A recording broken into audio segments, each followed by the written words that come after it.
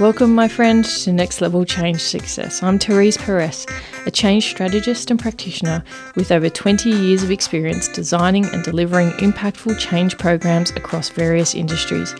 In this podcast, I share real-world practical strategies to help you create and deliver positive change experiences, whether you're a leader, practitioner, or someone looking to bring new ways of working to life.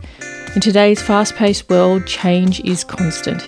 Here we focus on how you can put people at the centre of your change strategy, because people with a sense of purpose are the most important link in driving performance. So if you're ready to create meaningful change and achieve all the success that comes with it, keep listening. Together, let's change the conversation and take it to the next level. Hello. Welcome to another episode of Next Level Change Success. My name is Therese Pares and I'm the founder of myvirtualchangemanager.com. Before I begin, I'd like to acknowledge that I am recording on Tharawal country and pay my respects to the traditional owners and custodians on the land on which I am recording, to elders both past, present and emerging. So today we are talking about stakeholders. There's a saying in change, we say that change would be easy if it wasn't for people. And I'm sure that project managers can relate to say change would be easy if it wasn't for stakeholders. There definitely is a framework in which you can apply for stakeholders, the stakeholders that you're going to be working with and for and facilitating on their behalf, whether it's project or change. And the thing with stakeholder management is it can absolutely determine whether your project is going to be perceived as a success or not, depending upon how well you can manage stakeholders, and sometimes stakeholders who may not be on the same page. And this can happen if there are obviously different agendas working in the organisation. That's life, that can be common. And when working across a stakeholder group, the one founding principle of this is to treat everyone the same and with respect, and leave no stakeholder behind. So ensure that there's always a seat at the table for every single stakeholder. Whether they choose to actively participate or not is up to them. So not taking a sense of over-accountability for stakeholders or overcompensation for stakeholders who aren't necessarily engaging with the process, but then undermining it throughout the change. Once again, this is bringing back to you the focus of your control, keeping centered in your approach, knowing the change will be inevitable as the program moves on and delivers and as the change embeds. Sometimes you cannot keep some of the most difficult stakeholders. You simply just can't keep them happy.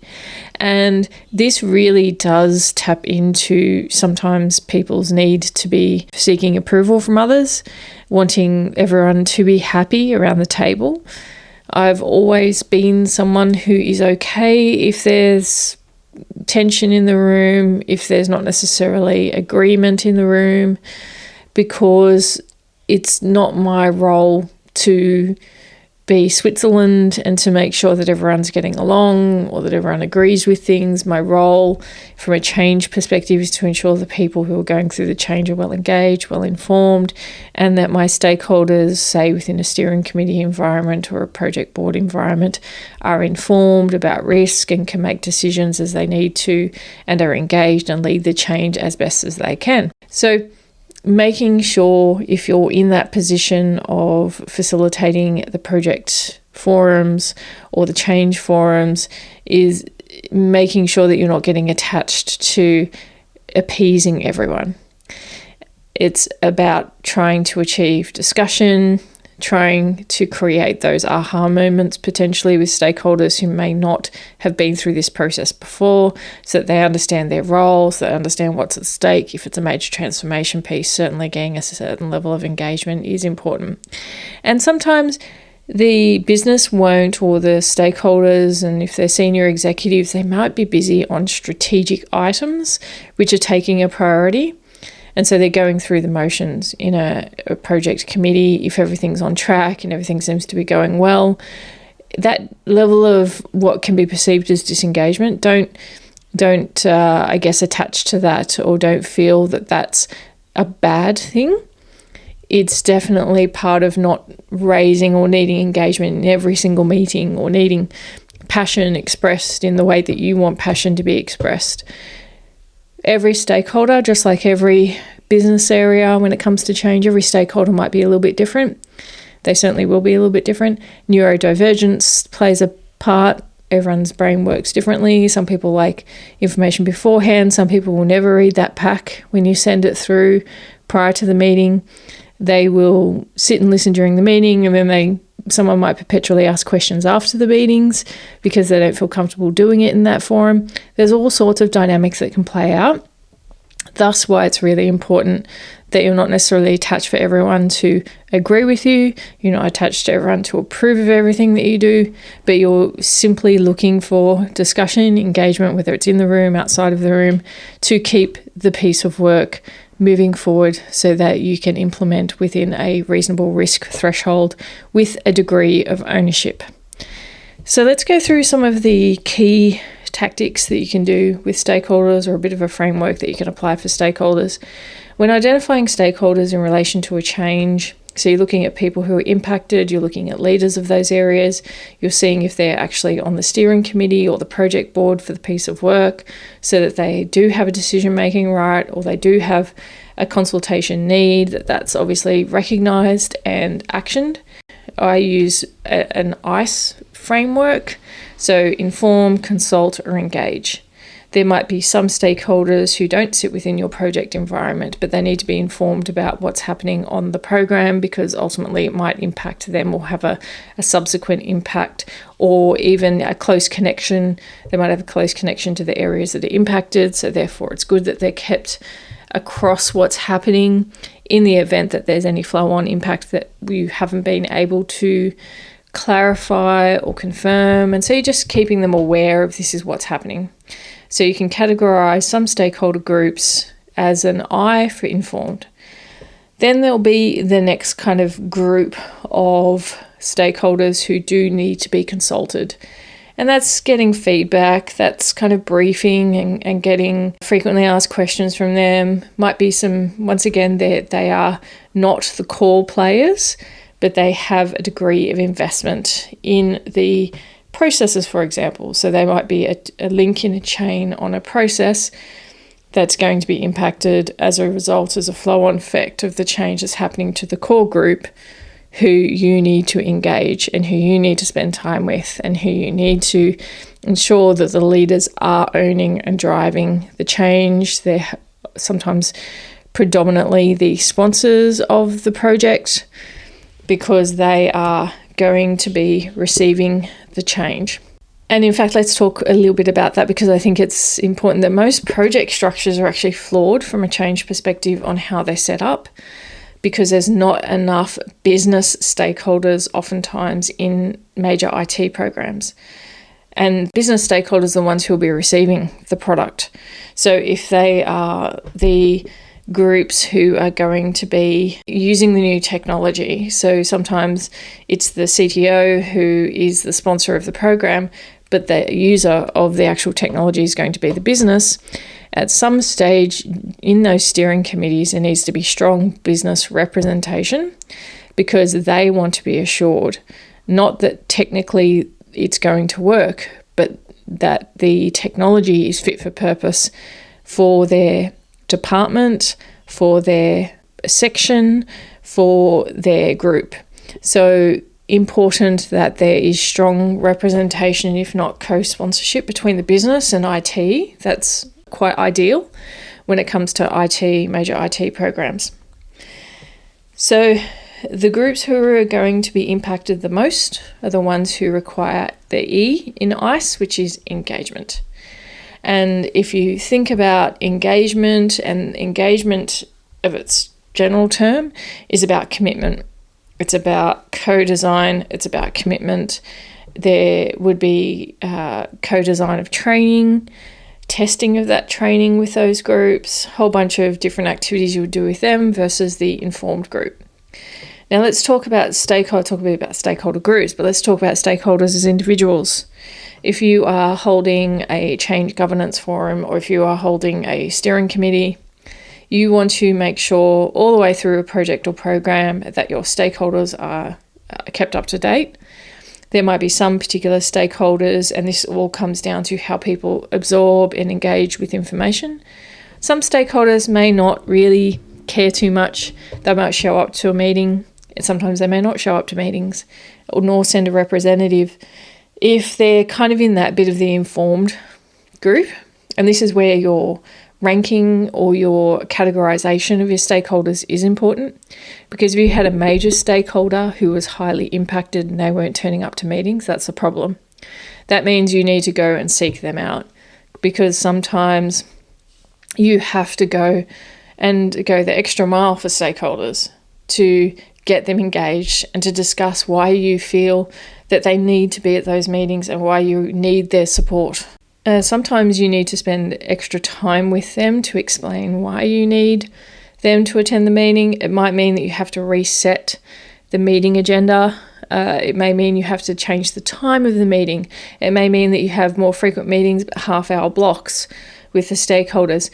So dependent upon your categorization, again, of your stakeholders around the level of importance that they have based on the change and the impact that they have, as well as obviously the governance and decision making, you need to calibrate that to how you're engaging with your stakeholders and equate it to, well, if this person, for example, is a primary sponsor of this piece of work, I obviously need to keep them informed at all times, talk to them before we go into the meeting around any risks or issues that we're going to raise in the meeting. There might be another stakeholder who's the most impacted stakeholder. So what we want to do from a change perspective is make sure that they're really comfortable with the change plan, the change strategy, so that they feel like their people are well engaged, and not just feel like it, but that's a reality, so that they're willing to accept the product, the service, the change in more readily when you head into your governance forums. The one thing I will say is that sometimes, and this is where people come unstuck, they might have, they being project managers or change managers, might have a preferred communication model for themselves, how they like to communicate to stakeholders. And this comes down to a bit of the growth mindset and flexibility. So if that's not working for stakeholders, you need to be willing to flex and change your model to suit your stakeholder. Some people will be like, well, I don't have the time to do that. And all I think is, well, you probably don't have the time, though, to have to spend more time with your sponsor to talk them through why the other person during the meeting derailed the meeting, wants now 5 different sub-papers to further interrogate information because they're not well informed. And if you spent more time with them preceding that, then you would have a smoother trajectory post that meeting. So I want you to think about that. There's this cartoon that always springs to mind with the cavemen, and there are some who've got the carved out of stone wheels, so round wheels. And then there's a bunch of cavemen who are pushing another car, or a car like, Flintstone's car, which has square wheels. And the ones with the round wheels are like, hey, have a look at this. And they're like, no, we don't have the time. We're too busy. And this is very much like that. It's that fixed mindset of saying, well, no, I'm stubborn. This is how I communicate. And if they don't like it, they don't like it. And I think if you were just a little bit more flexible and understanding from a change perspective, and even from a human behavior perspective, everyone thinks differently. Everyone has different needs. So if you make sure that you are adapting where you need to, knowing that 80% have similar needs, so 80% of your stakeholders around the table will just be happy with a report, the regular meeting cadence, maybe 1 or 2 one-on-one meetings every now and then if there's an issue pertaining to their area. But apart from that, if that's not the case, then you have the 20% who may need more time, who need a bit more conversation. They need a bit more guidance to feel comfortable.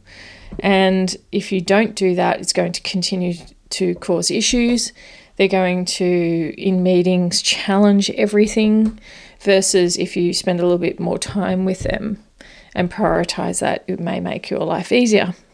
So of course the choice is yours, but a couple of things there: categorizing your stakeholders, understanding whether they are on the change side, so whether they're business areas are being impacted, or whether they are more on the delivery side. So that's their vested interest, is to make sure that the product is fit for purpose, that it's going to work, etc.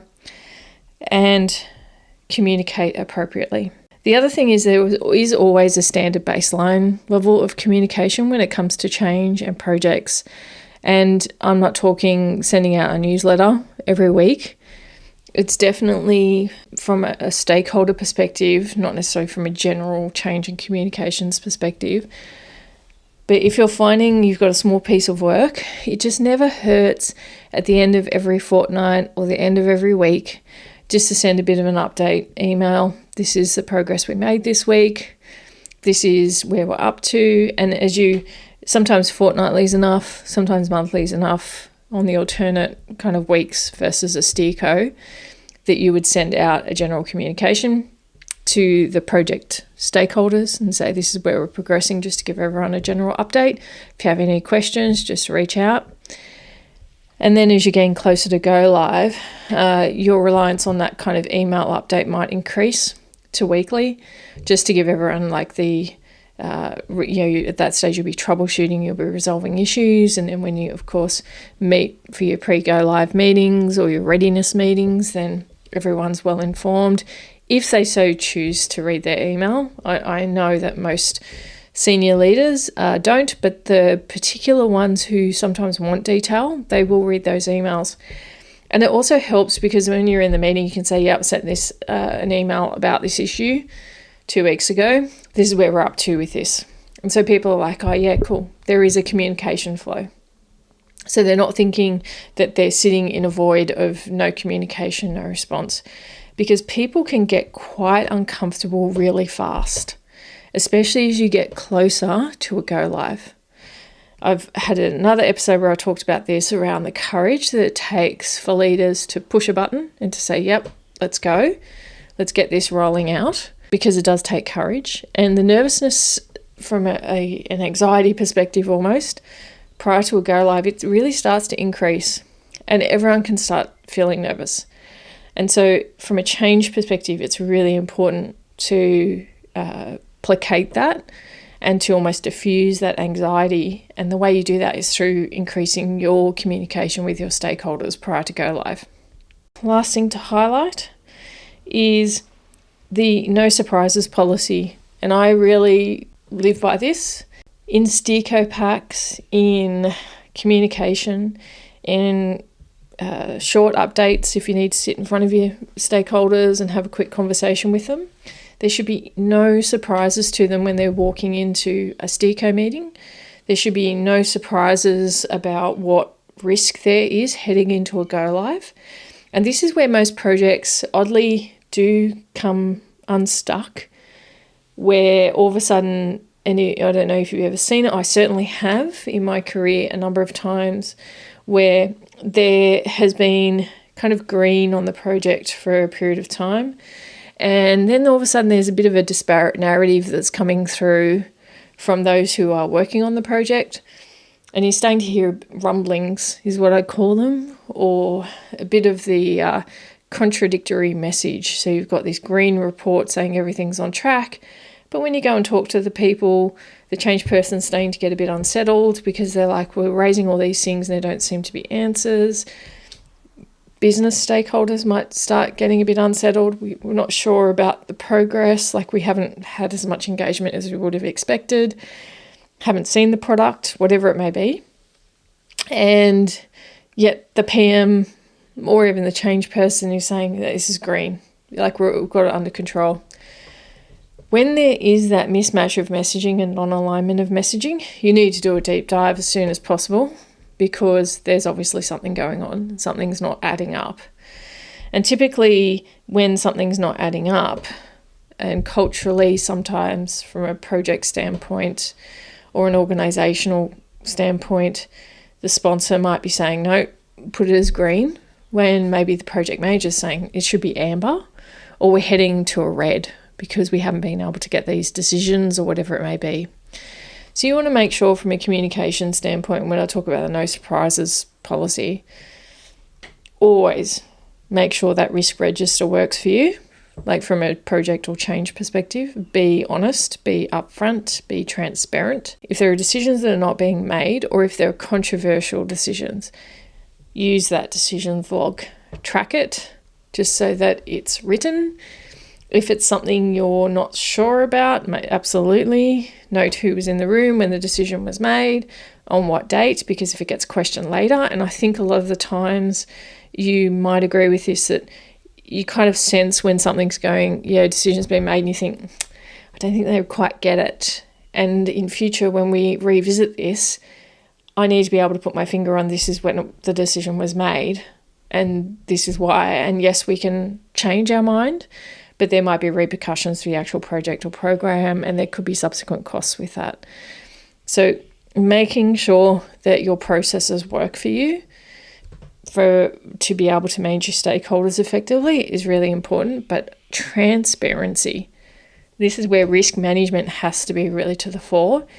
And if this is where ego can get in the way, if people are more concerned about their job safety than they are about the progress of the project, I can guarantee you, if you're hiding things and if you're not being transparent, that concern you have about your job safety, that will come to light, and it will be an inevitable outcome around, if you're the project manager or even the change manager who hasn't just simply highlighted and had a consistent message the whole time, that will absolutely put your job at risk.